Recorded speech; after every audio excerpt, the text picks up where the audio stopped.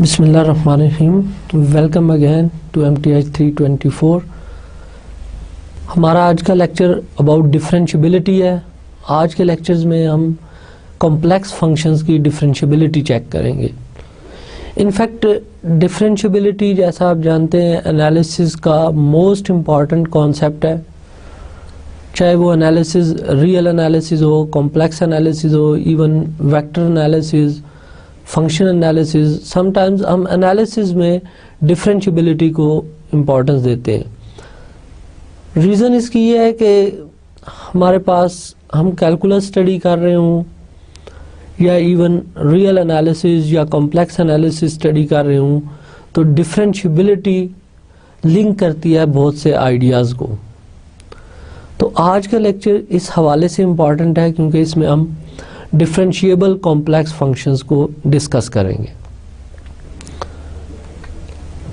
अगर हम previous lectures के रिव्यू देखें तो लास्ट लेक्चर्स में हमने लिमिट की एप्लीकेशंस डिस्कस की थी, जिसमें कंटिन्यूटी मेजर एप्लीकेशन थी कि कंटिन्यूअस फंक्शंस क्या होते हैं और कंटिन्यूअस फंक्शंस किस तरह चेक किए जाते हैं कि वो कंटिन्यूअस हैं किसी पॉइंट पर या नहीं है। रियल कंटिन्यूअस फंक्शन स्टडी किए थे हमने, एंड सिमिलरली उसमें हमने कॉम्प्लेक्स फंक्शंस की कंटिन्यूटी चेक की थी at certain points of domain.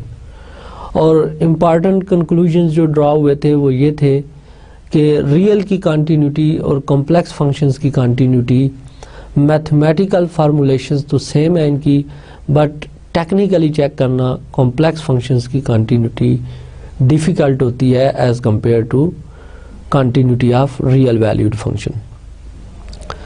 और लास्टली हमने इस लेक्चर में कॉम्प्लेक्स फंक्शंस की कंटिन्यूटी चेक की थी using the ideas of multi variable calculus, that is functions of two independent variable के आइडिया से हमने कॉम्प्लेक्स फंक्शंस की कंटिन्यूटी चेक की थी at certain points of the domain. आज के लेक्चर में हम क्या कुछ करने जा रहे हैं इस पे जस्ट एक नज़र डालते हैं। आज के लेक्चर में हम लिमिट की एक और एप्लीकेशन डिस्कस करेंगे, डिफरेंशियबिलिटी। देन डिफरेंशियबिलिटी का आइडिया रियल वैल्यूड फंक्शंस के लिए रिव्यू करेंगे और डिफरेंशियबिलिटी का आइडिया कॉम्प्लेक्स वैल्यूड फंक्शंस के लिए जनरेट करेंगे। और एट द एंड हम कुछ ऐसे फंक्शन स्टडी करेंगे जो डिफरेंशिएबल नहीं होंगे एट सर्टेन पॉइंट और at each point of the domain. सबसे पहले हम differentiability of a real valued functions की बात करते हैं। तो रियल वैल्यूड फंक्शन में सपोज एफ ऑफ एक्स, हमारे पास अगर एक रियल वैल्यूड फंक्शन है of a real variable x और x नॉट से कोई भी रियल नंबर है जो डोमेन ऑफ f से बिलोंग करता है, तो इस फंक्शन का derivative at point x not हम डिफाइन करते हैं f dash at x not is equal to limit x tend to x not f of x minus F of x not divided by x minus x not. तो in fact इस total functions की limit F of x minus F of x not over X minus x not, इस function की limit को at X not, इसके derivative at X not कहते हैं। Real functions के डेरिवेटिव्स की प्रैक्टिकली काफ़ी ज़्यादा एप्लीकेशंस हैं, जिसमें से कुछ हम रिव्यू करते हैं। फॉर एग्ज़ाम्पल, सबसे पहले अगर आपने किसी भी बॉडी की और पार्टिकल की वेलोसिटी देखनी हो तो वेलोसिटी हम थ्रू डेरिवेटिव चेक करते हैं। Rate of change of displacement is called velocity. Acceleration find करना हो तो rate of change of velocity is called acceleration.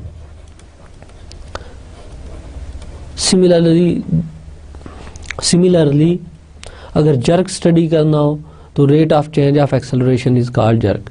ये तो मैकेनिक्स में डेरिवेटिव की एप्लीकेशंस आ गई। इसी तरह आप कैलकुलस के अंदर डेरिवेटिव की एप्लीकेशंस की बात करें तो कैलकुलस में हम फंक्शंस का इंक्रीजिंग डिक्रीजिंग बिहेवियर चेक करते हैं यूजिंग डेरिवेटिव।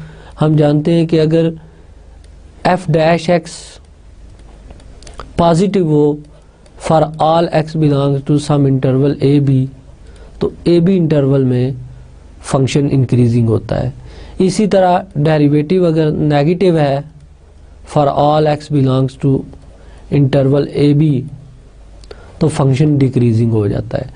सिमिलरली फंक्शन को चेक करना हो कि किसी पॉइंट पे मैक्सिमम है या मिनिमम है, तो हमने फर्स्ट डेरिवेटिव टेस्ट और सेकंड डेरिवेटिव टेस्ट किए थे कि अगर किसी पॉइंट्स के से एक्स नॉट पे हमने चेक करना है कि फंक्शन मैक्सिमा है या मिनिमा, तो अगर before the point function increasing हो यानी डेरिवेटिव पॉजिटिव हो and after that point derivative negative हो, तो इस पॉइंट पे फंक्शन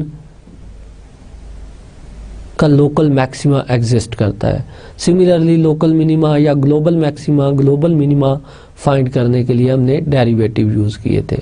देन किसी भी कर्व की आर्क लेंथ फाइंड करने के लिए हम डेरिवेटिव का आइडिया यूज करते हैं कि एलिमेंट ऑफ आर्क लेंथ हम थ्रू डेरिवेटिव्स फाइंड करते हैं कि एलिमेंट ऑफ आर्क लेंथ को से मैं अगर ds कहता हूँ तो this is equal to under 1 plus Y dash square, ये एलिमेंट ऑफ आर्क लेंथ आ गया।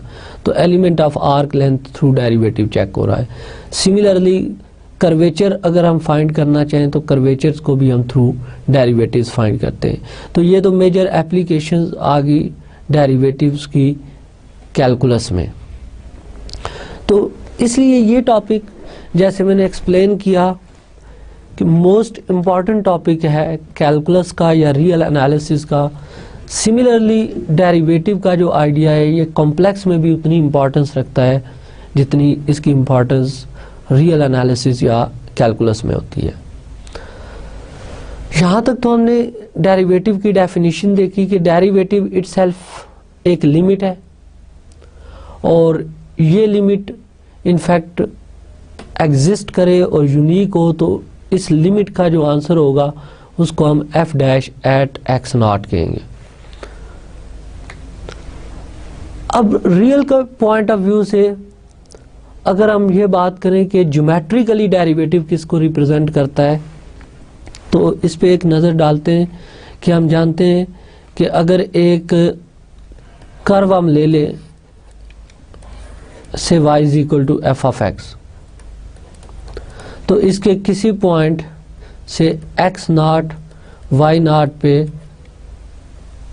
अगर आपने slope of tangent line find करनी हो से ये टेंजेंट, इस टेंजेंट लाइन की अगर स्लोप फाइंड करनी हो इस पॉइंट P पे, तो हम derivative at point P find कर लेते हैं। ये डेरिवेटिव जो होगा ये स्लोप ऑफ टेंजेंट को रिप्रेजेंट करेगा। अब सबसे पहले ये हम देखते हैं कि geometrically derivative slope of tangent को क्यों रिप्रेजेंट करता है, राइट। तो इसके लिए नोट करें कि अगर मैं एक कर्व लेता हूं उससे जिसका ये पॉइंट P x नॉट से y नॉट है और ये Q पॉइंट से x y है, राइट। तो इस कार्ड PQ की जो स्लोप होगी, slope of PQ,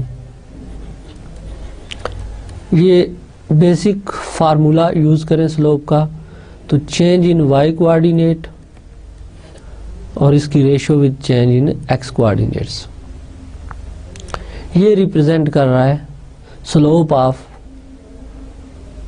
line segment PQ और कॉर्ड PQ। और इसको हम लिख सकते हैं f of x minus this is f of x nought divided bye x minus x not. तो ज्योमेट्रिकली इसको ऑब्जर्व करते जाएं कि ये x नॉट पॉइंट है और ये एक्स पॉइंट है। अब हम देखते हैं कि अगर एक्स पॉइंट एक्स नॉट को अप्रोच करे तो इस ज्योमेट्री में क्या चेंज आएगी। Let us suppose x approach कर रहा है एक्स नॉट को, एक्स की न्यू पोजीशन ये है, तो कोरस्पॉन्डिंग कर्व के ऊपर जो पॉइंट आएगा रफली यहाँ आ जाएगा। ये क्यू की नई पोजीशन है, late me call it Q dash. तो अब इस कार्ड पी क्यू की पोजीशन देखें तो ये है। जब एक्स सपोज इस पोजीशन पे है तो कोरस्पॉन्डिंग पॉइंट यहाँ है और ये कार्ड की नई पोजीशन। तो आप देख रहे हैं जैसे जैसे एक्स अप्रोच कर रहा है एक्स नॉट को, इस कार्ड में रोटेशन आती जा रही है और एट द एंड जब X very very near to x not होगा तो इस कार्ड की पोजीशन कुछ इस फॉर्मेट में आ जाएगी, यानी ये कार्ड टेंजेंट में कन्वर्ट होगी। सो अगर हम इस स्लोप के फार्मूले की लिमिट ले लें x tend to x nought, let me call it M, M की लिमिट लें, limit x tend to x nought f of x minus F of x not divided by x minus x not. तो ये slope of tangent आ गया, tangent at P, और ये in fact derivative at X not की definition है।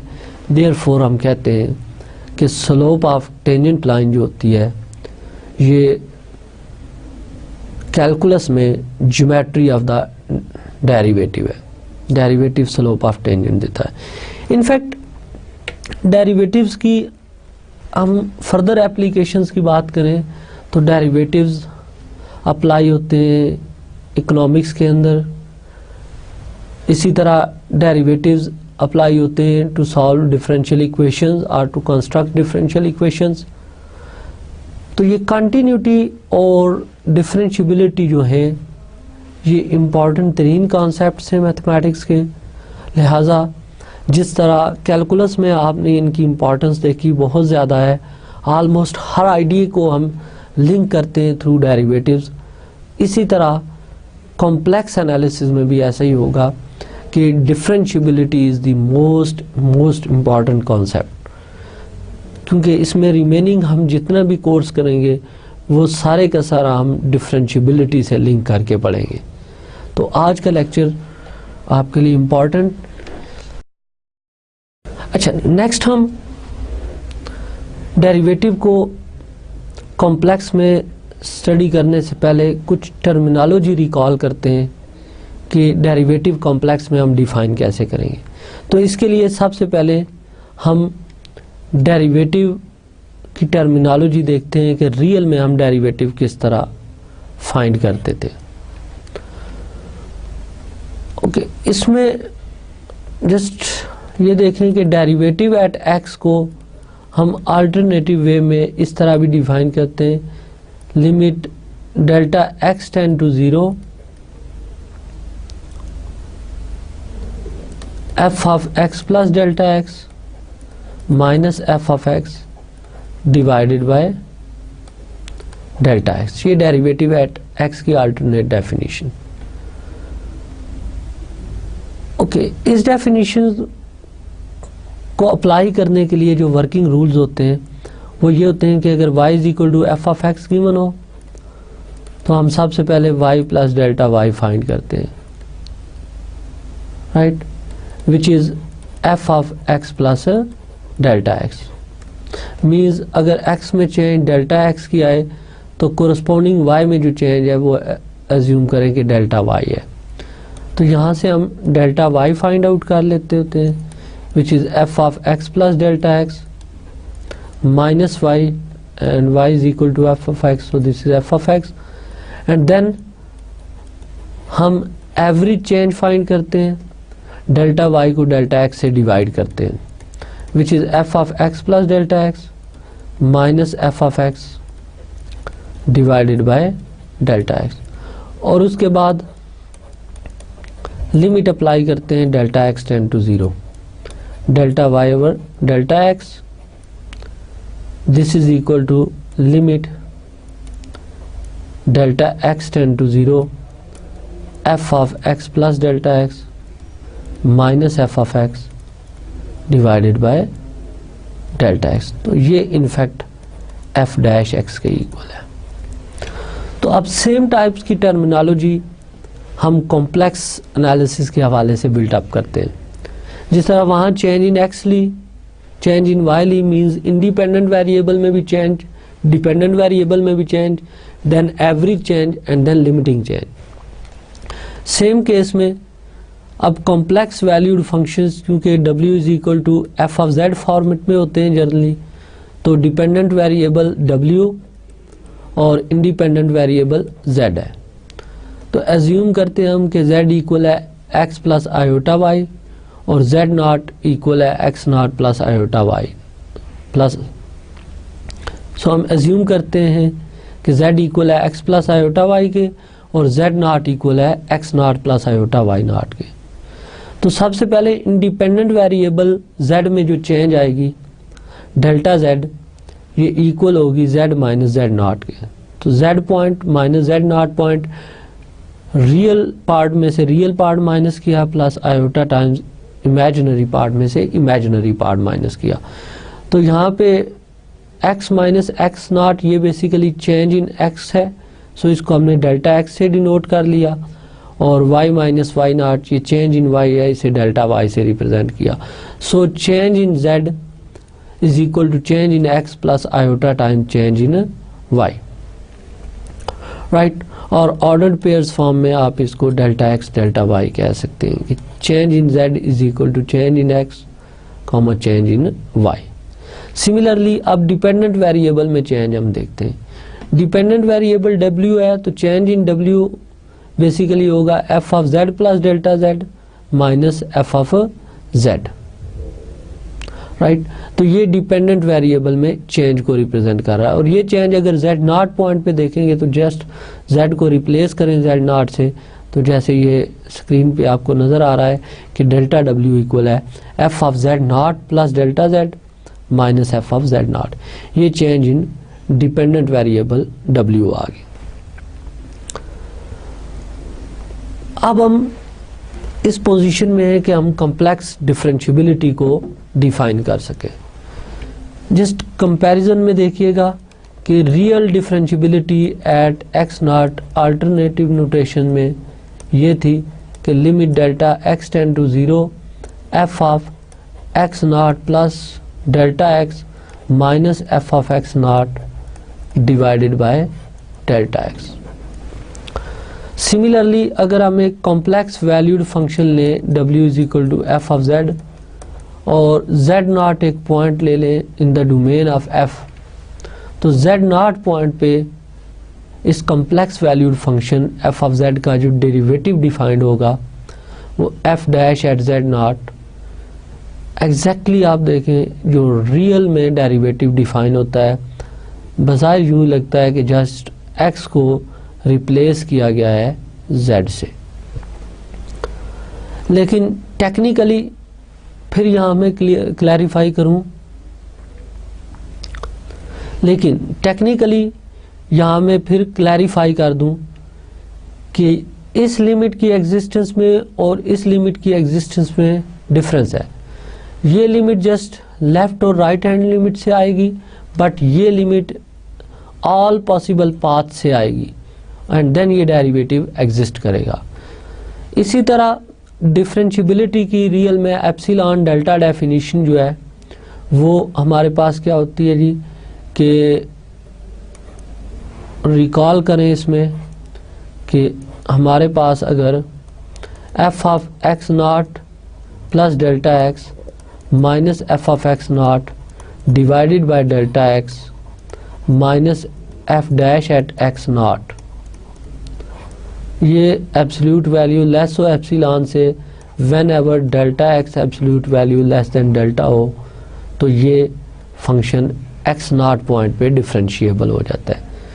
तो same case में complex में एप्सिलॉन डेल्टा डेफिनेशन डेरिवेटिव की ये बनेगी कि if for every epsilon greater than 0 there exist delta greater than 0 such that f of z not plus delta z minus F of Z not divided by delta Z minus F dash at Z not modulus less than epsilon हो whenever delta Z modulus less than delta हो।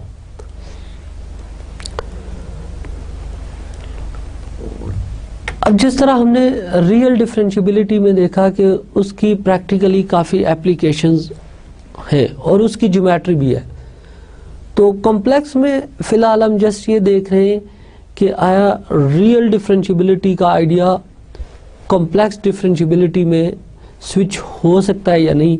तो mathematically हमने देखा कि इसमें कोई problem नहीं है, एज इट इज़ इस आइडिया को हम कॉम्प्लेक्स में शिफ्ट कर सकते हैं। जस्ट जो टेक्निकल रीजंस है, लिमिट की टेक्निकल एग्जिस्टेंस की कंडीशंस हैं, वो एज इट इज़ आपने चेक करनी है जैसे कॉम्प्लेक्स फंक्शंस की चेक की जाती हैं।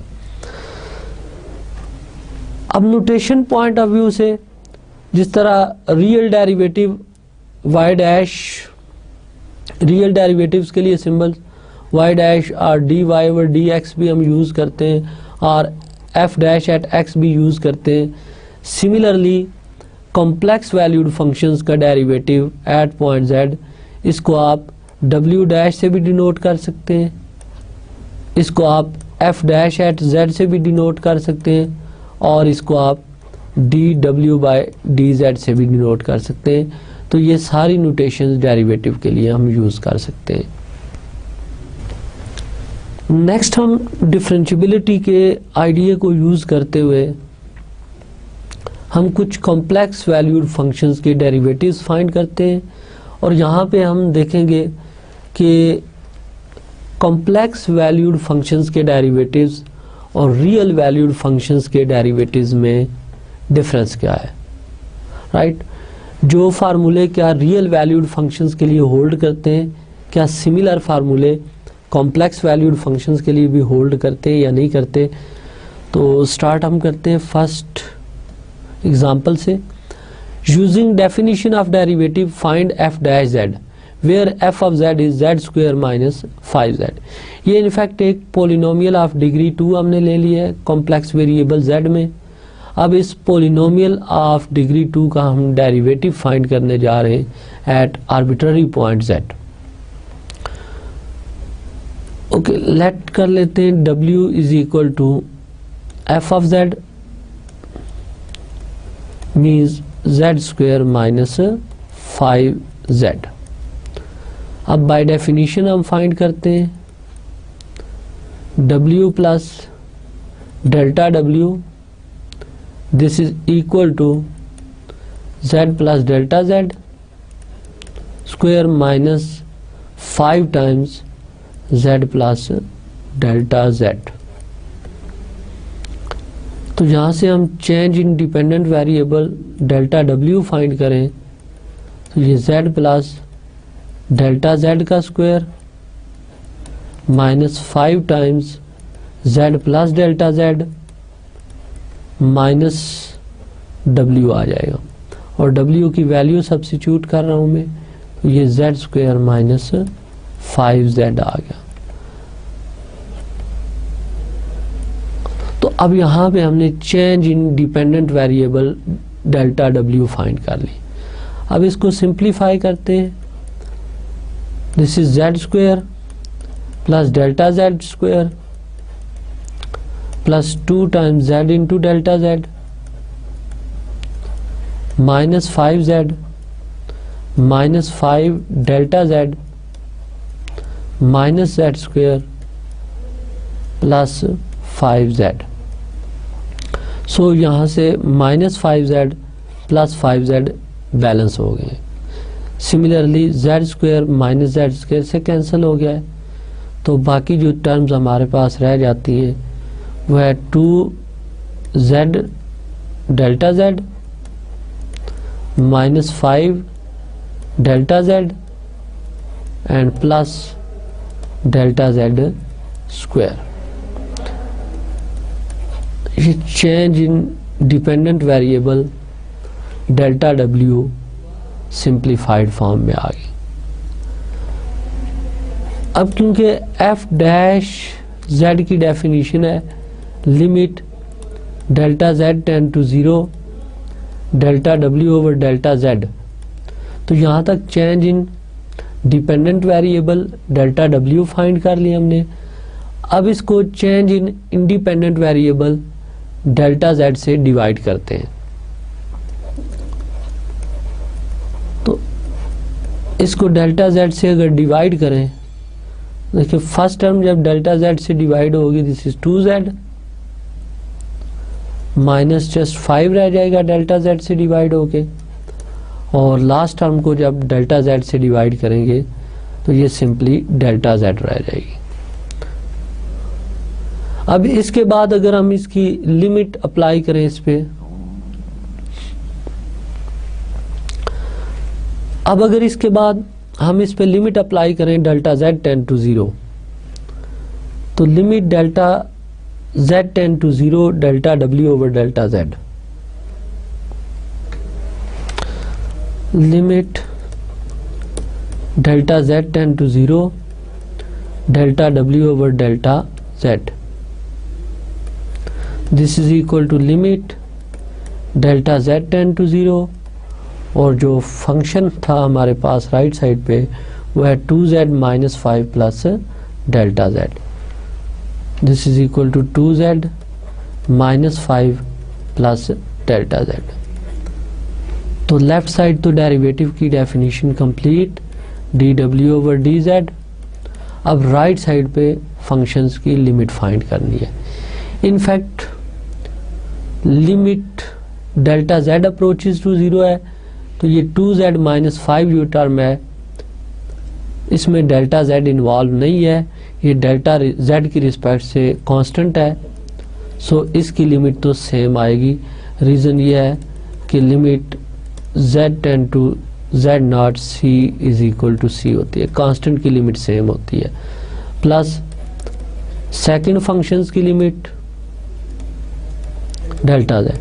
तो यहाँ पे हमने ये रिजल्ट यूज़ किया है कि limit delta z tend to 0 f plus g is equal to f की लिमिट सेपरेट और g की limit separate, this is equal to 2z minus 5 plus delta z को 0 पुट करें, सो दिस इज 2z माइनस 5।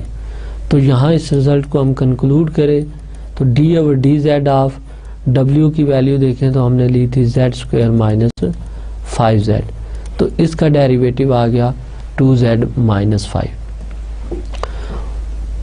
ये तो working rule और procedure था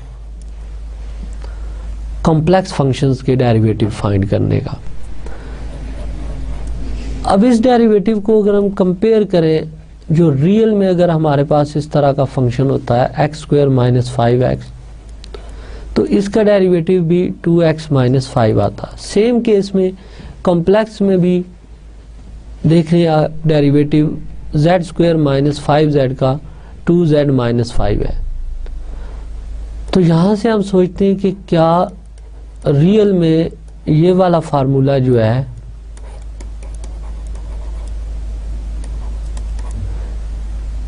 ये एज इट इज कॉम्प्लेक्स में तो नहीं शिफ्ट हो रहा। इस पे हम बात करेंगे अगली स्लाइड्स में। जस्ट फिलहाल ये नोट करें कि up to this question same form जो यहाँ पे रियल में हम यूज करके इसको डिफरेंशिएट करते हैं, सेम केस में हम इसको कॉम्प्लेक्स में कर रहे हैं। इसका कंप्लीट प्रूफ आपने ऑब्जर्व किया वैसे ही आ रहा है। ओके, फॉर प्रैक्टिस हम एक थोड़ा कॉम्प्लिकेटेड फंक्शन लेकर अगेन इसका डेरिवेटिव फाइंड आउट करने की कोशिश करते हैं। F of z is equal to z minus 1 over Z.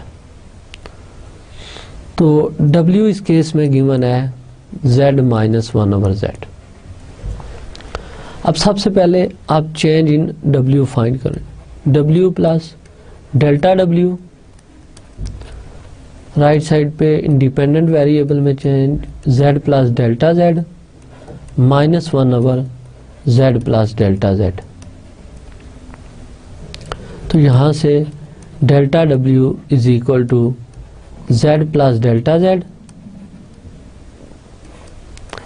Minus 1 over z plus delta z and minus w, और w की वैल्यू अगर हम सब्स्टिट्यूट कर दें तो this is z minus 1/z। Brackets open करें,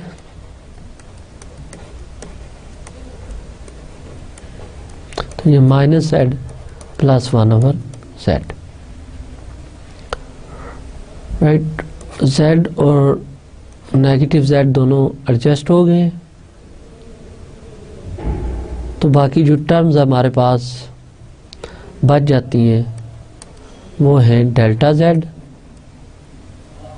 प्लस से 1/z and minus 1/z plus delta z। अब नेक्स्ट हमने इन दोनों टर्म, लास्ट टू टर्म्स को कंबाइन करना है, इनका एलसीएम लें ताकि सिंप्लीफाइड फॉर्म में ये रिजल्ट आए। तो डेल्टा w हमारे पास आ जाएगा delta z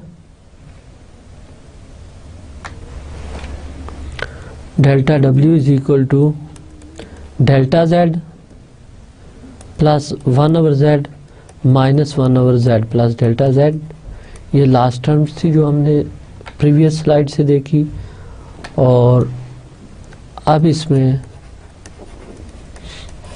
z into Z plus delta z अगर हम एलसीएम ले लें तो ये z plus delta z minus z आ जाएगा, ये z से balance, delta z plus delta z divided by z into Z plus delta z। यहाँ तक change in dependent variable simplified form में फाइंड हो गया। अब नेक्स्ट स्टेप ये होगा कि हम इसको डेल्टा z से डिवाइड करेंगे और देन लिमिट लेंगे डेल्टा z टेंड टू 0। तो वर्किंग रूल आप ऑब्जर्व करते जाएं। फिलहाल हम जितने क्वेश्चंस कर रहे हैं ये एग्जैक्टली सिमिलर है जैसे आप लोग कैलकुलस में करते हैं। सो डेल्टा z से डिवाइड किया, राइट साइड पे ये टर्म 1, इस टर्म को डेल्टा z से डिवाइड किया, ये कैंसिल हो गया, ये टर्म रिमेनिंग। अब लिमिट अप्लाई कर दें, delta z tend to 0 delta w over delta z। तो ये कांस्टेंट फंक्शन है, इसकी लिमिट 1 ही आएगी। जस्ट लिमिट अप्लाई हम कर लेते हैं सेकंड टर्म पे, राइट। अब आप डेल्टा z को 0 पुट कर दें तो ये 1 प्लस 1/z स्क्वायर, और लेफ्ट साइड पे dw ओवर dz आ गया, राइट। अब इनफैक्ट हम w ऑब्जर्व करें तो w स्टार्ट में आपको दिया गया था z माइनस 1/z। अगेन हम इस रिजल्ट को भी कंपेयर करते हैं कि अगर सिमिलर टाइप का फंक्शन कैलकुलस में होता है तो उसका डेरिवेटिव क्या होता है। तो वहाँ पे भी हम देखते हैं अगर f of x minus 1/x function हो, x minus x power minus 1, इसका derivative f dash x 1 minus इसका डेरिवेटिव बाय पावर लॉ ये आ जाएगा, this is 1 plus 1/x square. So यहाँ पे भी अब देखेंगे f of z minus 1/z लिया था और डेरिवेटिव की शेप एग्जैक्टली बनी। तो स्टिल वी आर कंफ्यूज्ड कि कहीं ऐसा तो नहीं हो रहा कि एग्जैक्टली जिस टाइप का फंक्शंस रियल में है अगर उसी टाइप का फंक्शंस कॉम्प्लेक्स में लें तो डेरिवेटिव में आंसर सेम आ रहे हैं। सो अप टिल नो हमने जो भी एग्जांपल्स देखी हैं उसमें फंक्शंस की शेप अगर सिमिलर लें जो रियल में थी तो डेरिवेटिव की शेप सिमिलर आती है जो कॉम्प्लेक्स में है। अब नेक्स्ट स्लाइड में हम जस्ट कुछ प्रॉपर्टी ऑब्जर्व करते हैं फर्दर, जो रियल में होल्ड करती हैं, क्या वो कॉम्प्लेक्स में होल्ड करती हैं या नहीं। अब सारी ये प्रॉपर्टीज हम कंपैरिजन में देखते जाते हैं। फॉर एग्जांपल रियल में हम देखते हैं कांस्टेंट का डेरिवेटिव 0 होता है, राइट। तो आप नोट करें कॉम्प्लेक्स में भी जब कोई कांस्टेंट नंबर लेंगे उसका डेरिवेटिव 0 होगा। सेकंड प्रॉपर्टी, रियल में अगर आप कांस्टेंट मल्टीपल ऑफ एफ का डेरिवेटिव फाइंड करें तो कांस्टेंट एज इट इज लिख देते हैं, डेरिवेटिव हम एफ का लेते हैं। सेम प्रॉपर्टी कॉम्प्लेक्स में भी होल्ड कर रही है। नेक्स्ट, रियल में भी सम ऑफ फंक्शंस का डेरिवेटिव डेरिवेटिव के सम के इक्वल होता है।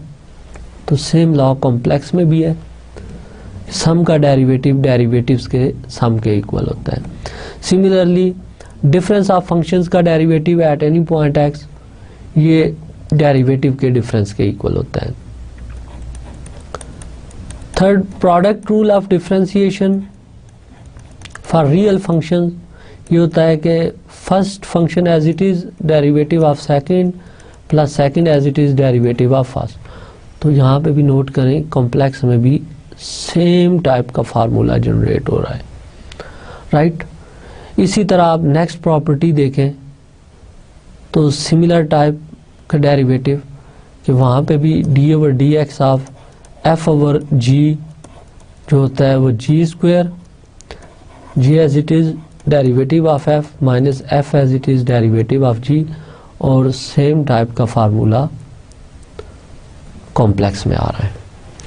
एंड लास्टली कैलकुलस में हम कंपोजिशंस का डेरिवेटिव लेते हैं कि D over D X of F into G का जब डेरिवेटिव लेना हो तो बाय चेन रूल ये आता है एफ का डेरिवेटिव एट जी इंटू जी का डेरिवेटिव, और सिमिलर चेन रूल यहाँ पे बन रहा है। तो इन सारे फार्मूलों में हमने देखा कि एग्जैक्टली जो रूल रियल वेरिएबल वाले फंक्शन के लिए थे, सेम टाइप के रूल कॉम्प्लेक्स वैल्यूड फंक्शन में भी होल्ड कर रहे हैं, राइट। अब इसमें से हम किसी एक रूल का प्रूफ देख लेते हैं। फॉर एग्जांपल मैं सेकंड को प्रूफ कर देता हूं कि f प्लस जी का डेरिवेटिव इक्वल है f का डेरिवेटिव प्लस g का डेरिवेटिव, और rest of the proof exactly same होंगे जैसे आपने कैलकुलस में किए हैं। एग्जैक्टली उन प्रूफ्स में आप रियल वेरिएबल x को रिप्लेस करते जाएं विद कॉम्प्लेक्स वेरिएबल z, तो प्रूफ्स फॉलो हो जाएंगे। सो let us just revisit the proof of second part.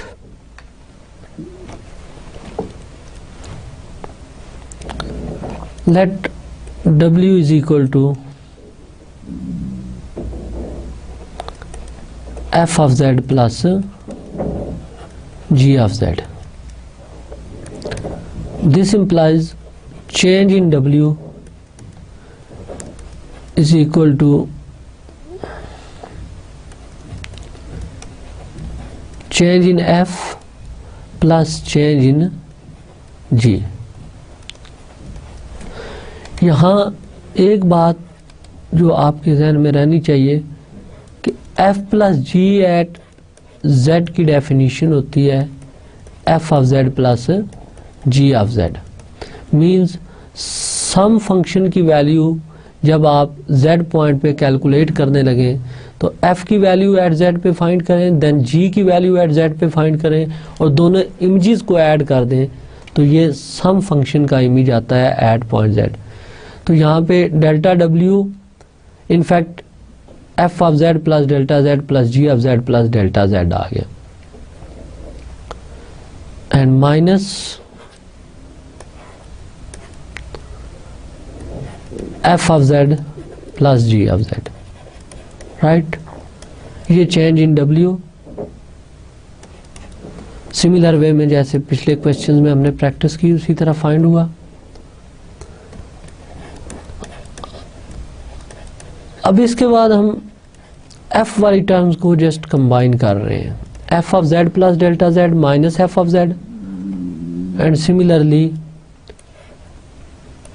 जी वाली टर्म्स को कंबाइन करें तो G of Z plus delta Z minus G of Z,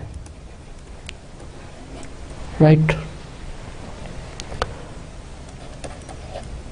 अब change in independent variable delta Z से divide करें, F of Z plus delta Z minus F of Z divided by delta Z plus G of Z plus delta Z minus G of Z divided by delta z. और इसके बाद just limit apply करनी है, तो limit delta z tend to 0, this is equal to limit of first function plus limit of second function. So left side is dw over dz and right side is f dash at z plus g dash at z. w की value substitute कर दें, which is f plus g at z, this is equal to f dash at z plus g dash at z. और ये z true है for all z, so we can write, और ये result true है for all z, so we can write d over dz of f plus g is equal to f dash plus g dash.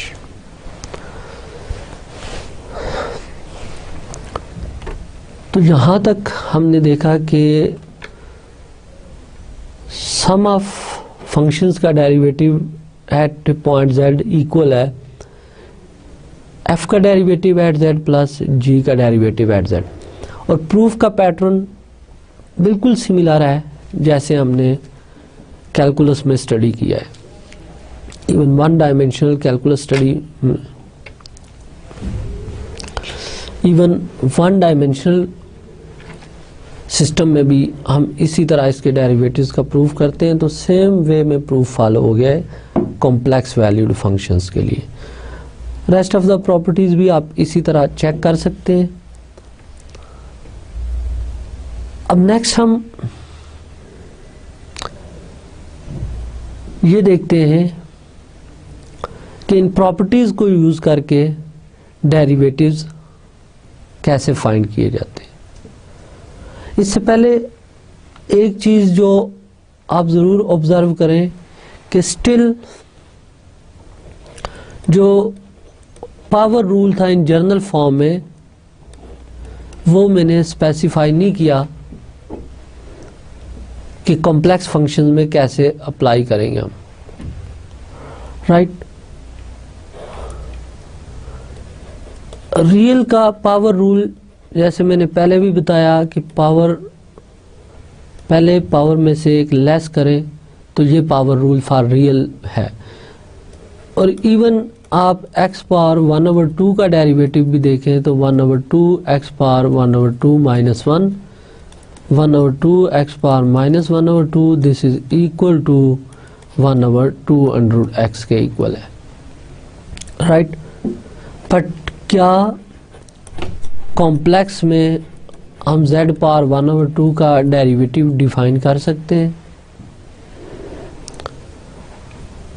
Recall करें कि ये जो function f of z equal to z power 1/2 था, ये one valued function नहीं था, ये multi valued function था, इसकी 2 ब्रांचेस थी। तो इट मीन्स यहाँ हम कंफ्यूज हैं कि आया किस ब्रांच के लिए हम इसका डेरिवेटिव लें। Similarly z power 1/3 argument of z, क्या ये डिफरेंशिएबल है या नहीं है। सो इस केस के लिए हमें ब्रांच देखनी पड़ती है कि ब्रांचेस क्या होती हैं किसी भी फंक्शंस की। इनफैक्ट जब भी हम कोई मल्टी वैल्यूड फंक्शन स्टडी करते हैं, अगर 2 वैल्यूड फंक्शन है तो उसकी 2 ब्रांचेस होंगी, राइट। तो हम फिर उसमें नॉर्मली प्रिंसिपल वैल्यू के अगेंस्ट जो ब्रांच होती है उसको स्टडी कर लेते हैं, या फिर ब्रांच हम इसकी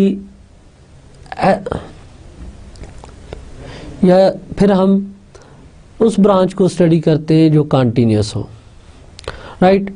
तो इन जनरल इस तरह के फंक्शंस का डेरिवेटिव फिलहाल हम कॉम्प्लेक्स में स्टडी नहीं करेंगे जो मल्टी वैल्यूड हो। हम जितने भी फंक्शंस यहाँ स्टडी करेंगे वो सारे वन वैल्यूड फंक्शन होंगे। लिहाजा ये जो पावर रूल रियल वेरिएबल के लिए होल्ड कर रहा है, ये कॉम्प्लेक्स के लिए इन जनरल उस फॉर्म में होल्ड नहीं करता जो रियल में होल्ड करता है। तो यहाँ से फर्स्ट डिफरेंस क्रिएट हुआ फार्मूलाज का कि पावर रूल रियल में फॉर ऑल पावर्स होल्ड करता है, whether alpha is rational irrational इससे फ़र्क नहीं पड़ता, पावर रूल अप्लाई कर देते हैं। बट कॉम्प्लेक्स में इवन हमने एक rational number as a power ली तो इसका डेरिवेटिव हम डिफाइन नहीं कर पा रहे कि इसका डेरिवेटिव कैसे डिफाइन करें। सो कॉम्प्लेक्स में अगर हम पावर रूल डिफाइन करेंगे तो जैसे स्टार्ट की 2 एग्जांपल्स के लिए आपने देखा कि मैंने z² माइनस 5z फंक्शंस का डेरिवेटिव बाय डेफिनेशन फाइंड किया था, तो इसका डेरिवेटिव 2z माइनस 5 आया था। और इवन आप इस डेरिवेटिव को थ्रू पावर रूल भी ऑब्जर्व करें तो पावर पहले पावर में से एक लेस, और सेम केस में यहाँ हो गया है कि पावर पहले एंड पावर में से एक लेस हो गया है। सो 2z माइनस 5 इसका डेरिवेटिव है। तो पावर रूल पॉजिटिव इंटीजर्स के लिए यहाँ होल्ड कर रहा था। अब सेम केस में सेकंड एग्जांपल में हमने z माइनस z की पावर -1 का डेरिवेटिव देखा था, तो इसका डेरिवेटिव भी था 1 + 1 ओवर z²। अगेन नोट करें कि इस टर्म का डेरिवेटिव अगर हम पावर रूल से भी लेते हैं तो पावर पहले पावर में से एक लेस करें तो ये -z पावर -2 आता है। तो ये इस डेरिवेटिव से एग्री कर रहा है, टोटल फंक्शंस का डेरिवेटिव पावर रूल के थ्रू भी। सो कॉम्प्लेक्स में d/dz of z power n जब हम डिफाइन करते हैं तो ये n z की पावर n-1 होता है, और ये रूल हम अप्लाई करते हैं if n belongs to set of integers. तो जस्ट यहाँ तक आप नोट करें कि हमने पावर रूल को कॉम्प्लेक्स में रिस्ट्रिक्ट कर दिया है कि जब भी हम अप्लाई करेंगे, हम अगर पावर एक इंटीजर है तो पावर रूल हम अप्लाई करेंगे, और अगर पावर इंटीजर्स के अलावा कोई नंबर है तो हम ये पावर रूल अप्लाई नहीं करेंगे। ओके, अब डेरिवेटिव्स की जैसे प्रॉपर्टी हमने ऑब्जर्व की, अब उन प्रॉपर्टी की बेस पे कुछ क्वेश्चंस हम स्टडी करते हैं। जैसे फर्स्ट एग्जांपल है इस पे कि using the rule of differentiation find f'(z) if first part is f of z is equal to 3z power 4 minus 5z cube plus 2z. Okay, f of z is equal to 3z4 minus 5z cube plus 2z. इसका derivative f'(z), अब हमने direct through properties इसको study करना है। 3z power 4 minus 5z cube plus 2z, right. हम just properties को highlight करने के लिए ये एग्जांपल कर रहे हैं। सो हम स्टेप बाय स्टेप सारी प्रॉपर्टीज़ मेंशन करेंगे कि हम किस जगह पे कौन सी प्रॉपर्टी यूज़ कर रहे हैं। सो फर्स्ट स्टेप में आप हर टर्म का डेरिवेटिव सेपरेट कर दें।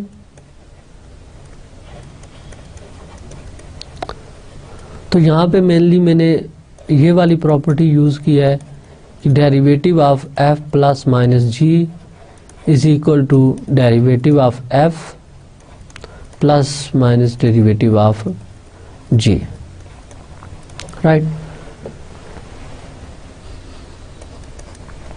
नेक्स्ट स्टेप में अब कांस्टेंट टर्म 3 को बाहर ले, डेरिवेटिव ले z पावर 4 का। यहाँ पे कांस्टेंट टर्म 5 बाय डेरिवेटिव लें z पावर 3 का, और लास्ट टर्म में कांस्टेंट टर्म 2 बाय और डेरिवेटिव लें जस्ट z का। तो यहाँ पे रूल अप्लाई हो गया कि derivative of c into f constant बायर और डेरिवेटिव जस्ट फंक्शन का लेना है। ये वाला रूल इन तीनों टर्म्स पे अप्लाई हुआ। अब जैसे मैंने हाईलाइट किया था कि अगर z की पावर हमारे पास कोई इंटीजर होगी तो आप पावर रूल अप्लाई कर सकते हैं। बिकॉज यहाँ पे पावर एक इंटीजर है, सो पावर रूल अप्लाई करें। 3 इसमें से पावर पहले पावर में से एक लेस कर दें। सेम केस में यहाँ 3z पावर 3 माइनस 1 आ जाएगा और लास्ट टर्म में 2z के डेरिवेटिव 1 आ जाएगा। सो this is 12z cube minus 15z square plus 2। तो ये by using the properties of differentiation हमने इस फंक्शन का डेरिवेटिव फाइंड कर लिया। अब सेकंड एग्जांपल में हम रिमेनिंग प्रॉपर्टीज को देखते हैं। इसमें f of z equal to z square over 4z plus 1 function है। बी पार्ट में f ऑफ z इक्वल है z स्क्वायर और 4z प्लस 1। इसका derivative d over d z of z power 4 over 4z plus 1। अब note करें कि ये d over d z of f over g shape में आ रहा है। सो हम quotient rule of differentiation use करेंगे। अच्छा, यहाँ पे नोट करें कि नॉर्मली स्टूडेंट इस चीज़ की केयर नहीं करते कि अगर सम 1 ओवर x है या 1 ओवर x स्क्वायर है, इस टाइप का फंक्शन है, तो इस पे क्वोशंट रूल अप्लाई कर देते हैं। ऑल्दो आप देखें तो ये सिंपल फॉर्म में पावर रूल से भी सॉल्व हो सकता है। सो क्वोशंट रूल यूजली हम उस वक्त प्रेफर करते हैं जब न्यूमरेटर टर्म भी डिपेंडेंट ऑन z हो और डिनोमिनेटर भी डिपेंडेंट ऑन z हो, तो आपने क्वोशंट रूल अप्लाई करना है। अदरवाइज अगर जस्ट ये टर्म है तो आप इस पे पावर रूल लगा दें अगर न्यूमरेटर कांस्टेंट टर्म है तो। ओके, क्वोशंट रूल अप्लाई करें। ये f ओवर g फॉर्म है, so g square g as it is derivative of f minus f as it is derivative of g। This is equal to 4z plus 1 whole square 4z plus 1 and then power rule से 4z cube इसका derivative minus z power 4 4z का derivative 1 and 1 is constant, so इसका derivative 0। This is 16z power 4 plus 4z cube minus 4z4 over 4z plus 1 whole square. इसको simplify करें तो 12z power 4 plus 4z cube over 4z plus 1 whole square, ये इसका derivative आ गया। तो यहाँ तक जस्ट हमने प्रैक्टिस की कि जो प्रॉपर्टी डिफरेंशिएशंस की रियल में होल्ड करती हैं, सेम टाइम्स की प्रॉपर्टी कॉम्प्लेक्स में भी होल्ड करती हैं एक्सेप्ट पावर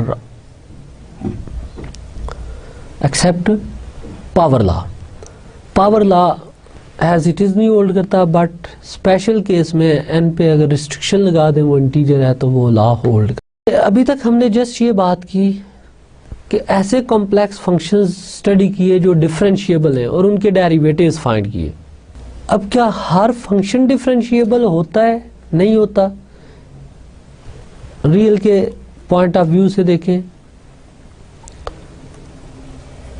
तो नॉर्मली जब आप ये प्रूफ करते होते थे कि f of x is differentiable eight x not. Note करें यहाँ पे हम इसका डेरिवेटिव नहीं फाइंड कर रहे, हम जस्ट ये चेक कर रहे हैं कि आया ये फंक्शन x नॉट पॉइंट पे डिफरेंशिएबल है या नहीं है। तो इसके लिए क्राइटेरिया ये होता था कि हम इसका लेफ्ट हैंड डेरिवेटिव फाइंड करते थे, देन इस फंक्शन का राइट हैंड डेरिवेटिव इस पॉइंट, इस फंक्शन का राइट हैंड डेरिवेटिव इस पॉइंट पे फाइंड आउट करते थे, और अगर left hand derivative at X not और right hand derivative at X not ये दोनों सेम आ जाए तो एफ फंक्शन डिफरेंशिएबल हो जाता था at point x naught. Okay, अगर ये दोनों टर्म्स सेम ना आए तो ये फंक्शन हमारे पास एक्स नॉट पॉइंट पे डिफरेंशिएबल नहीं होता था। सेम केस में अब हम कॉम्प्लेक्स में भी ऐसे फंक्शन स्टडी करने लगे कि जो कॉम्प्लेक्स प्लेन के किसी भी पॉइंट पे डिफरेंशिएबल नहीं होंगे, या ऐसे भी फंक्शन एग्जिस्ट करते जो कॉम्प्लेक्स प्लेन के कुछ पॉइंट्स पे डिफरेंशिएबल हों और कुछ पॉइंट पे डिफरेंशिएबल ना हो। तो नेक्स्ट एग्जांपल में हम एक ऐसे ही फंक्शन की बात करने लगे जो बजाय तो वेरी स्मूथ लुकिंग फंक्शन है, बट एक्चुअली ये स्मूथ नहीं है, बिकॉज नेक्स्ट लेक्चर्स में हम स्मूथनेस को भी देखेंगे कि जब हम किसी फंक्शंस को स्मूथ कहते हैं तो उससे मुराद हमारी क्या होती है। In fact F of z z conjugate function लें तो हम प्रूव करने जा रहे हैं कि ये फंक्शन नो वेयर डिफरेंशिएबल है, इंटायर कॉम्प्लेक्स प्लेन में नॉन डिफरेंशिएबल फंक्शन है। इसके प्रूफ के लिए हम बाय डेफिनेशन ही इसको लेकर चलते हैं, एफ ऑफ जेड इक्वल है जेड कॉन्जुगेट के। सो सबसे पहले आप इसमें इंक्रीमेंट करें इंडिपेंडेंट वेरिएबल में डेल्टा जेड की, ये जेड प्लस डेल्टा जेड का कॉन्जुगेट आ गया, and then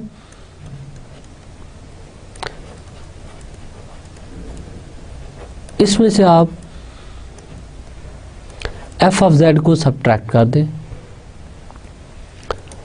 this is equal to z plus z conjugate minus z conjugate. अब रिकॉल करें कॉन्जुगेट की प्रॉपर्टीज, तो ये z plus delta Z minus Z whole conjugate के इक्वल है, since z1 plus z2 whole conjugate equal है z1 conjugate plus z2 conjugate के। So z z से एडजस्ट कर लें तो this is delta z conjugate, ये f of z plus delta z minus f of z की value आ गई। अब दोनों तरफ डेल्टा z से डिवाइड कर लेते हैं, राइट। दोनों साइड्स को डेल्टा जेड से डिवाइड कर लिया और नेक्स्ट स्टेप में लिमिट ले लेंगे डेल्टा जेड टेंड टू 0।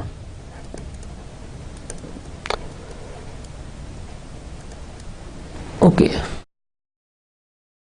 अब अगर इस लिमिट की लेफ्ट साइड आप ऑब्जर्व करें तो लेफ्ट साइड पे डेरिवेटिव की डेफिनेशन कंप्लीट है, बट इस लिमिट की राइट साइड की बात करें तो अभी तक हमने ये एवेल्यूएट नहीं की। सो अगर ये राइट साइड वाली लिमिट एग्जिस्ट कर गई तो ये f of z z conjugate everywhere differentiable होगा, बिकॉज हमने कोई पॉइंट फिक्स नहीं किया। जेड यहाँ पे arbitrary point of the complex plane है और ये डेरिवेटिव हम आर्बिट्ररी पॉइंट पे चेक कर रहे हैं। अब राइट साइड की लिमिट की एग्जिस्टेंस और नॉन एग्जिस्टेंस चेक करनी है तो हम इसको टू डिफरेंट पाथ्स के अलोंग एवेल्यूएट करते हैं और देखते हैं कि उन पाथ्स के अलोंग लिमिट सेम आती है या नहीं। तो सबसे पहले इस राइट हैंड वाली लिमिट्स को हम अप्रोच करते हैं।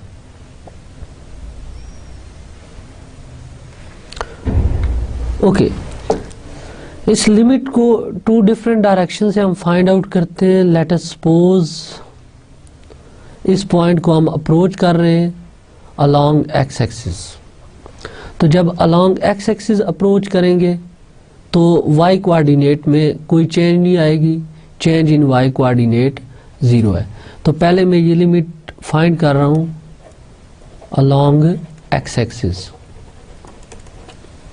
ठीक है।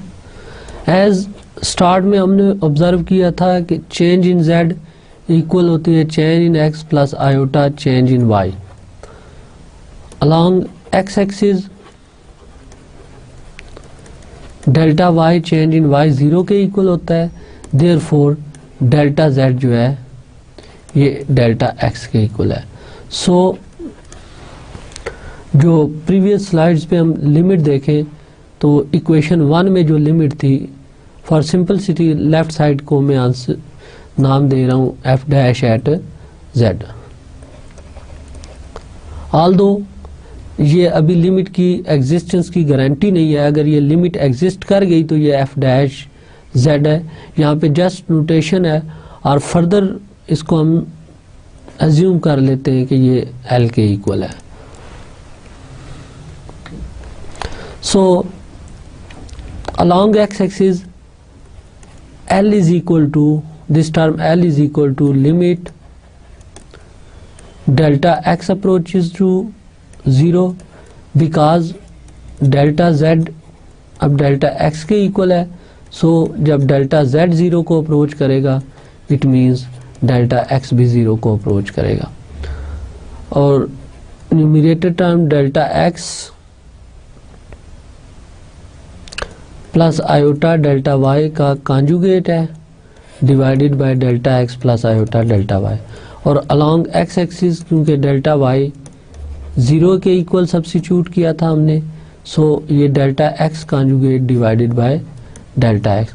अब डेल्टा एक्स रियल है सो इसका कॉन्जुगेट डेल्टा एक्स के इक्वल ही होगा, तो ये लिमिट कन्वर्ट हो जाएगी delta x tend to 0, delta x over delta x में यहाँ पे 1 आ गया। ये एल नंबर अगर हम एक्स एक्सिस के अलोंग मूव करें, इस पॉइंट को अप्रोच करें थ्रू एक्स एक्सिस, तो इस लिमिट का आंसर 1 आता है।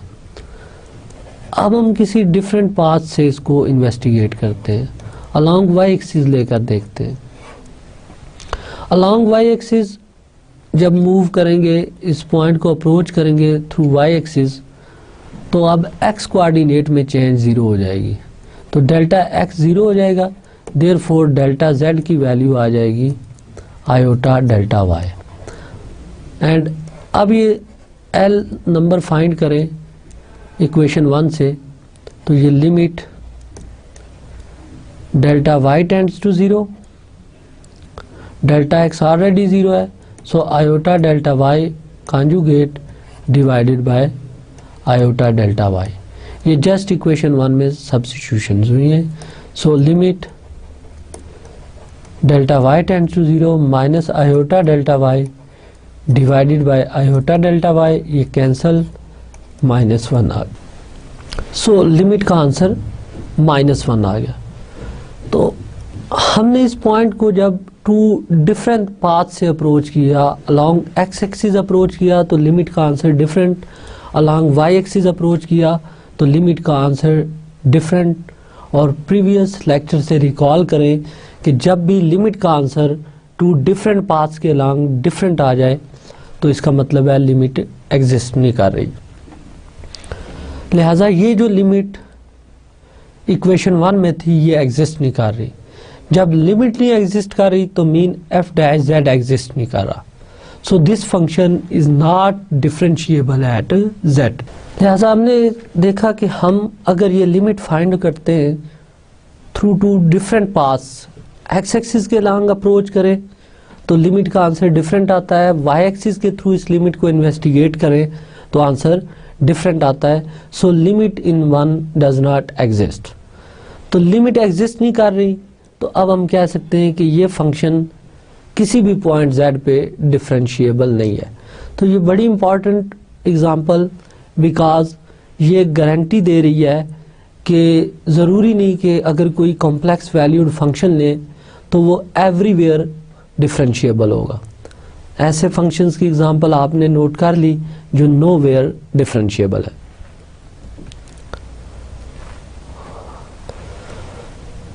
ओके, नेक्स्ट हम जस्ट रिलेशन देखते हैं कंटिन्यूटी का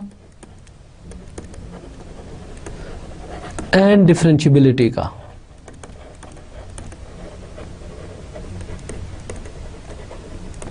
कंटिन्यूटी और डिफरेंशियबिलिटी का रिलेशन देखते हैं। रियल में अगर बात करें तो वहां पे जो continuity does not implies differentiability. Reason ये होती है कि अगर कोई फंक्शन कॉन्टिन्यूस है वो डिफरेंशिएबल हो भी सकता है, नहीं भी हो सकता है, but in general continuous function हम नहीं कह सकते कि ऑलवेज डिफरेंशिएबल होते हैं। इसकी counter example, very well known example, F of x is equal to absolute value of x. ये फंक्शन x इक्वल टू 0 पे कॉन्टिन्यूस तो है, बट ये फंक्शन x इक्वल टू 0 पे डिफरेंशिएबल नहीं है। तो ग्राफ में ये जितने कॉर्नर पॉइंट्स आते हैं, इन पॉइंट्स पे फंक्शन डिफरेंशिएबल नहीं होता। तो ग्राफिकली भी हम चेक कर सकते हैं कि absolute value of x continuous तो एवरीवेयर है, बट x इक्वल टू 0 पे ये डिफरेंशिएबल नहीं है। सेम केस में अब हम कॉम्प्लेक्स की बात करें तो कॉम्प्लेक्स में क्या ऐसे फंक्शन हैं जो कॉन्टिन्यूस हों और डिफरेंशिएबल ना हो? तो इसके लिए आपके पास example F of Z equal to Z conjugate की है। इसकी कॉन्टिन्यूटी आपने चेक करनी है। इनफैक्ट हमने लास्ट लेक्चर में इस फंक्शन की कॉन्टिन्यूटी चेक की थी और प्रूव किया था कि ये एवरीवेयर कॉन्टिन्यूस है। बट इसकी अगर हम डिफरेंशिएबिलिटी की बात करें तो ये नोवेयर डिफरेंशिएबल है।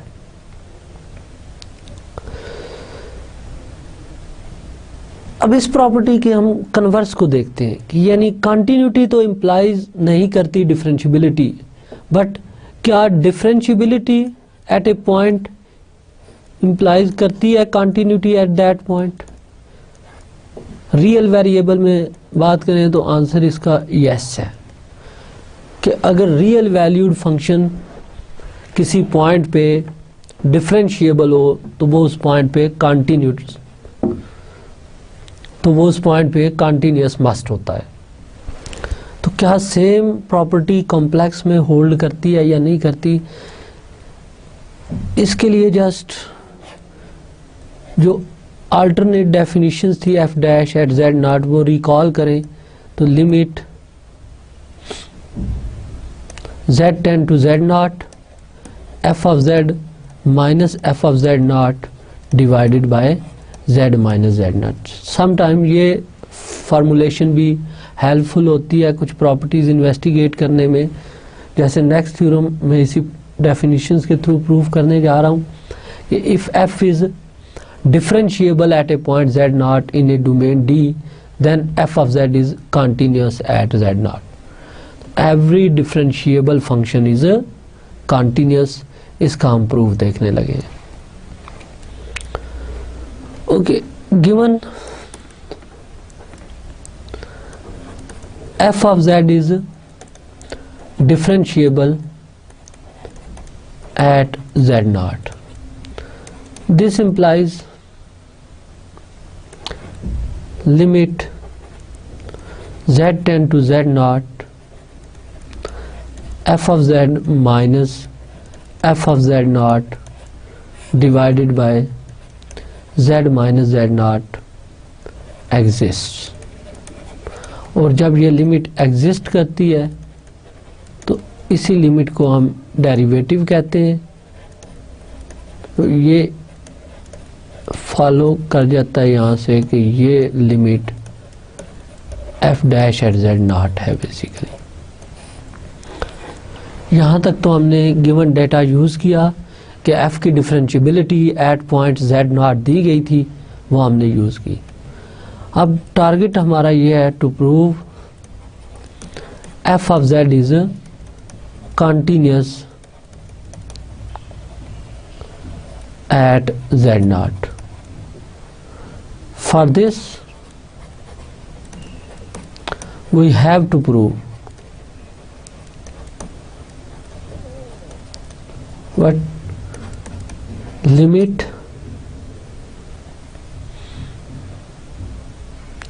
z tend to z not f of z is equal to f of z। ये हमारा टारगेट है कंटिन्यूटी प्रूव करने के लिए। और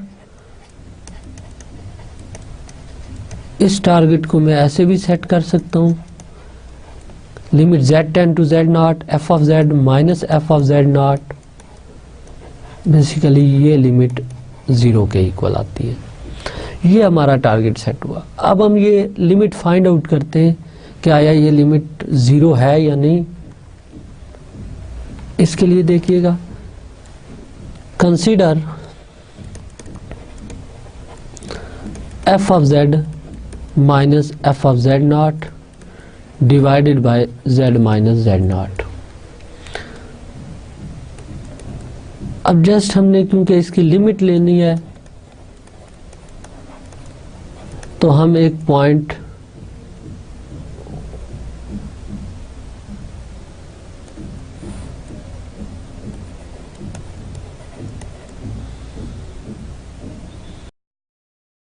अब इस टारगेट को अचीव करने के लिए मैं कंसीडर करूंगा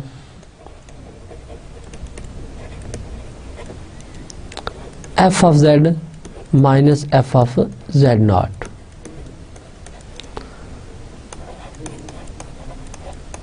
अब इस टर्म को हम मल्टीप्लाई और डिवाइड कर देते हैं z माइनस z नॉट से, with understanding that z is not equal to z naught, right? And then limit apply करते हैं, limit z tend to z naught f of z minus f of z naught।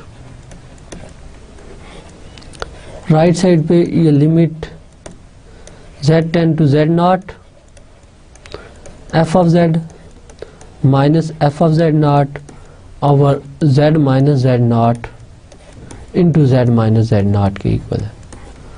अब in fact product functions की limit at a point, limit at that point product के equal होती है। So limit z tend to z not f of z minus f of z naught और z minus z naught को separate करें और limit z tend to z naught z minus z naught को separate लिखें।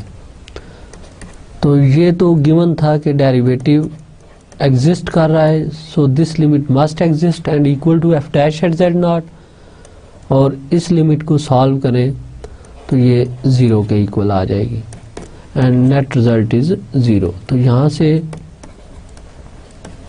Prove हुआ कि इस limit का आंसर 0 के इक्वल है, राइट? और ये इम्प्लाइज कर रहा है कि limit z tend to z not f of z equal है f ऑफ z नॉट की, and this implies f of z is continuous at z not, right? So हमने देखा कि अगर कोई फंक्शन किसी पॉइंट पे डिफरेंशिएबल हो तो वो फंक्शन उस पॉइंट पे कंटिन्यूस मस्ट होता है, but converse is not true. Counter example इसकी देखें तो previous example f of z is equal to z conjugate. Okay, next हम एक पीस वाइज फंक्शन लेते हैं और इसकी differentiability at a point check करते हैं। अब इस टाइप के फंक्शंस हमारे अपकमिंग लेक्चर्स के लिए इम्पॉर्टेंट हैं क्योंकि वहाँ हम डिफरेंशियबिलिटी की जर्नलाइजेशन पढ़ेंगे कॉम्प्लेक्स में। सो ये एग्जांपल है कि show that f of z is equal to x cube minus y cube over x square plus y square plus iota times x cube plus y cube over x square plus y square when z is non-zero and 0 if z equal to 0 is not differentiable at z equal to 0। Origin पे इसकी differentiability check करनी है और proof करना है कि origin पे ये डिफरेंशिएबल नहीं है।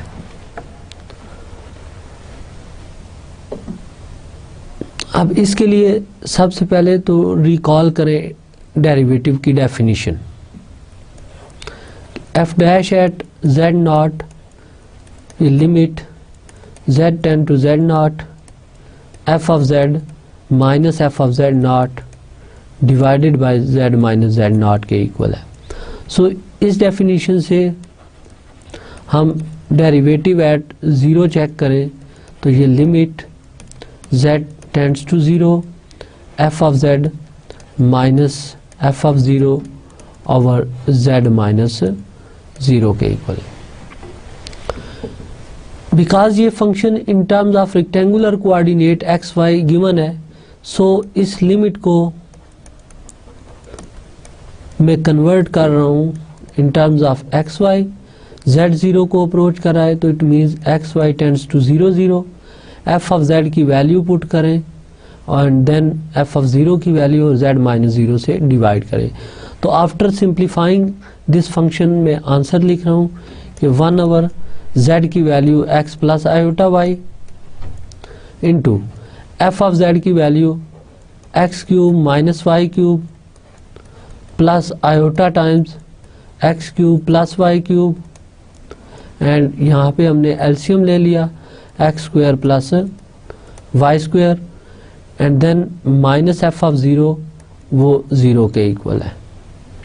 सो जस्ट हमने z की value x plus iota y substitute की, f ऑफ z की वैल्यू आफ्टर टेकिंग एलसीएम हमने लिख ली और ज़ीरो पे ये वैल्यू ज़ीरो है।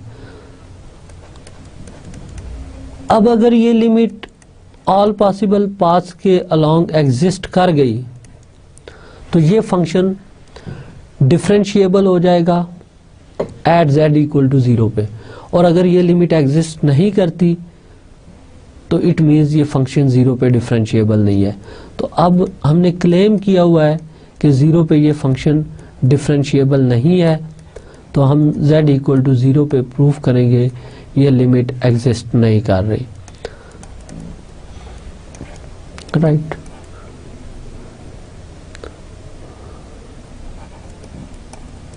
ओके, अब नेक्स्ट आप पॉइंट देखें तो इसमें z इक्वल टू ज़ीरो है, तो आप इसको अप्रोच कर सकते हैं अलॉन्ग x एक्सिस भी, अलॉन्ग y एक्सिस भी, इसको along y is equal to x line के भी अप्रोच कर सकते हैं, y is equal to minus x, और इसके अलावा बहुत से पाथ्स हैं जिसके थ्रू इसको अप्रोच किया जा सकता है।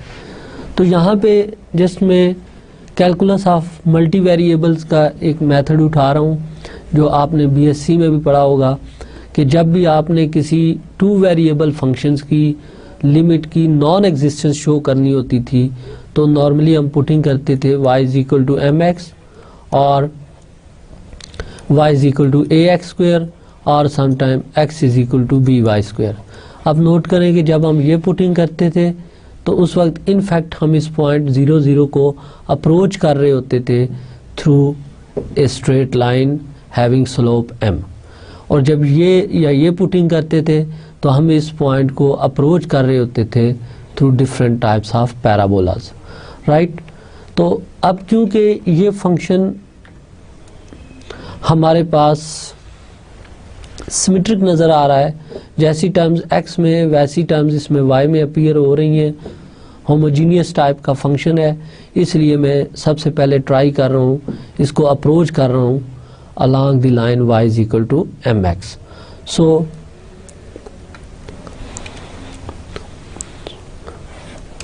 taking limit along y is equal to mx. Therefore अब जब y equal to M x के अलॉन्ग इस लिमिट को अप्रोच करेंगे तो f डैश एट ज़ीरो यह आ जाएगा लिमिट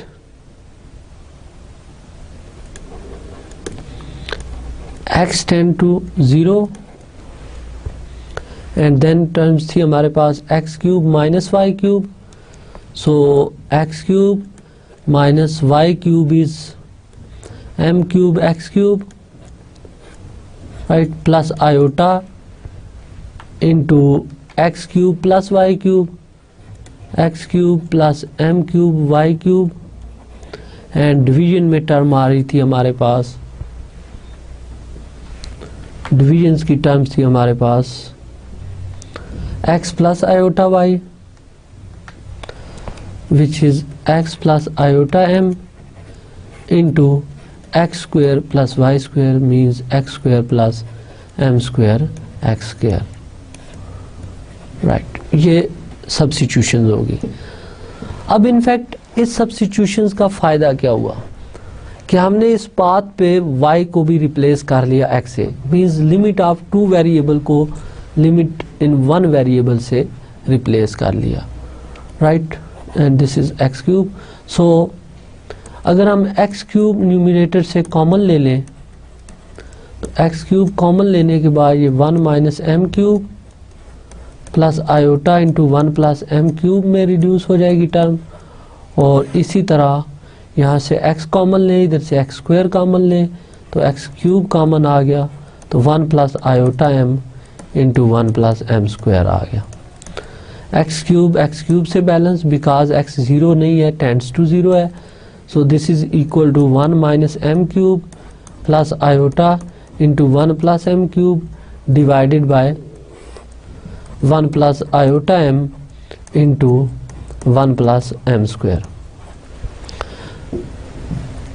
अब फर्दर आप इसको सिंप्लीफाई करना चाहते हैं तो जस्ट ये स्टैंडर्ड फॉर्म में नहीं है, 1 प्लस आयोटा m से मल्टीप्लाई और डिवाइड कर लें तो ये आपके पास सिंप्लीफाइड फॉर्म में आएगी, means 1 plus iota m terms के कॉन्जुगेट से मल्टीप्लाई और डिवाइड कर लें।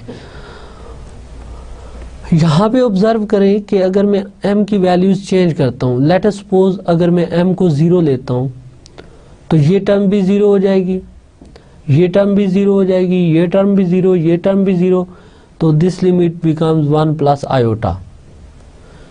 अगर m की वैल्यू में -1 पुट करता हूँ तो लिमिट का आंसर 1 प्लस आयोटा के अलावा कोई डिफरेंट नंबर आएगा।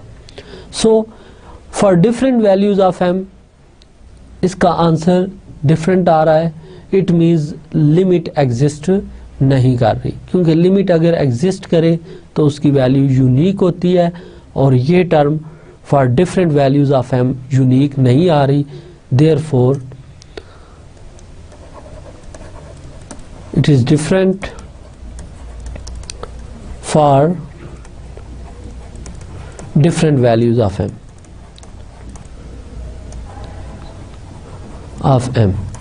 therefore limit does not exist और limit exist नहीं कर रही, this implies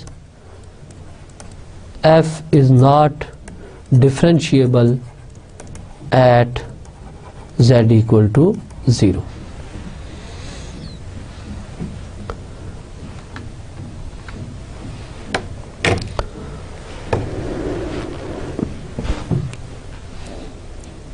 तो यहाँ तक हमने जस्ट ये किया कि डिफरेंट टाइप के कॉम्प्लेक्स वैल्यूड फंक्शन लिए, उनके डेरिवेटिव्स फाइंड करने का प्रोसीजर देखा, उनके डेरिवेटिव्स को रियल वैल्यूड फंक्शंस के डेरिवेटिव से कंपेयर किया।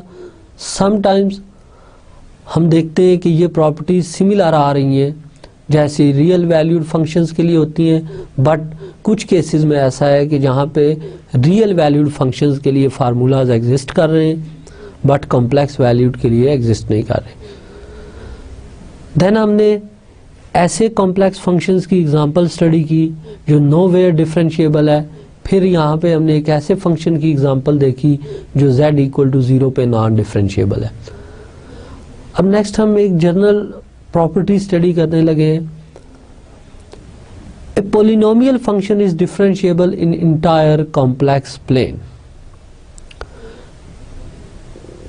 अब पोलिनोमियल फंक्शंस की सबसे पहले डिफरेंशिएबिलिटी एंड देन हम प्रूव करेंगे कि polynomial function entire complex plane में डिफरेंशिएबल होते हैं।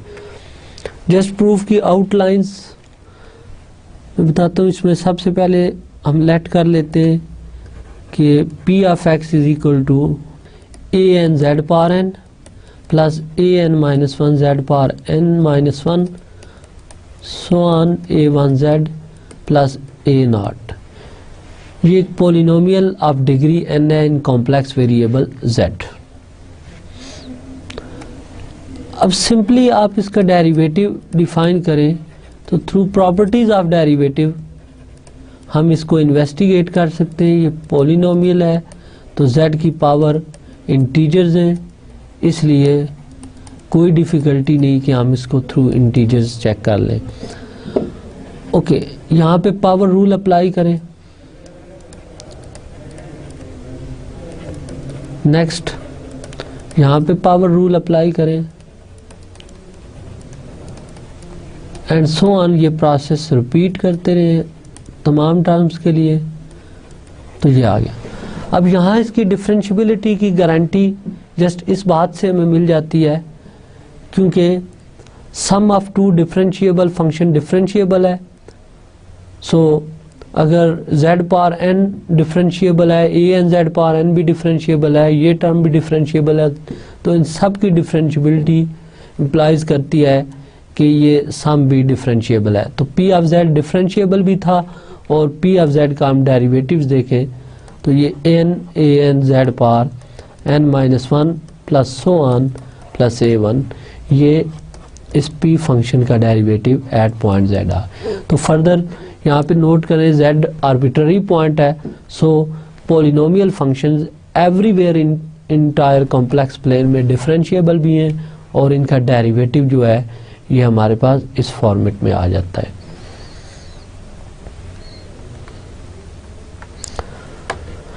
Eight the end of this lectures हम जस्ट रिविजिट करते हैं डेरिवेटिव्स का आइडिया जो रियल में हमने स्टडी किया और डेरिवेटिव का आइडिया जो हमने कॉम्प्लेक्स में देखा। रियल वैल्यूड फंक्शंस के डेरिवेटिव्स की प्रैक्टिकल एप्लीकेशंस आपने काफ़ी ज़्यादा स्टडी की हुई हैं, कुछ हमने आज के लेक्चर्स में रिविजिट भी की हैं। अब कॉम्प्लेक्स में जब हमने डेरिवेटिव डिफाइन किया तो bye mathematical formulation similar way में किया जैसे हम रियल में डिफाइन करते हैं। यहाँ हम एप्लीकेशंस को इतना बॉदर नहीं करते, जस्ट फिलहाल हम इसकी मैथमेटिकल फार्मूलेशंस देख रहे हैं कि मैथमेटिकली अगर कॉम्प्लेक्स वैल्यूड फंक्शंस हों तो उनके डेरिवेटिव्स किस तरह लिए जाएंगे, और प्रॉपर्टीज़ को, बेसिक प्रॉपर्टीज़ को इन्वेस्टिगेट किया कि क्या जो प्रॉपर्टीज़ रियल में हैं वो कॉम्प्लेक्स में है या नहीं।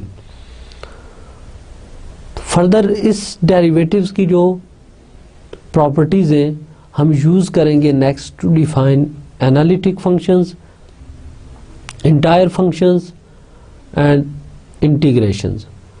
तो यहाँ पे लास्ट में जो एक रिलेशंस हम एक्सप्लेन करें कि जब आपने कंटिन्यूटी और डिफरेंशियबिलिटी को लिंक किया तो डिफरेंशियबिलिटी ऑलवेज इम्प्लाई कर रही थी कंटिन्यूटी को, बट रिवर्स प्रोसेस अलाउड नहीं है, यानी कंटिन्यूटी डिफरेंशियबिलिटी को इम्प्लाई नहीं कर सकती।